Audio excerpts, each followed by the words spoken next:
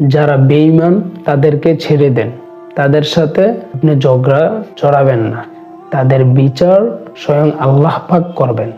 আপনি তাদের বিচারগুলা আল্লাহ তাআলার কাছে দিয়ে চুপ হয়ে যান। বিশ্বাস করেন, আপনি তাদের বিচারগুলো দুনিয়াতে বেঁচে থাকা অবস্থায় দেখে যেতে পারবেন। আপনি শুধুমাত্র আল্লাহ তাআলার উপর ছেড়ে দেন। যারা ধোঁকাবাজ, যারা বিশ্বাসঘাতক, তাদের সাথে কোনো সম্পর্ক রাখবেন না। তাদের সাথে কোনো সম্পর্ক না রেখে আপনি চুপ হয়ে যান। দেখবেন আল্লাহ তাআলা তাদের বিচারগুলা আপনার চোখের সামনে করিয়ে দেখাবেন। তাদের বিচারগুলা ওই সময় আপনি বুঝতে পারবেন যে আল্লাহ তাআলার উপর তাওয়াক্কুল করা, আল্লাহ তাআলার উপর বিশ্বাস রাখা কতটুকু মূল্যবান জিনিস সেটা আপনি বুঝতে পারবেন।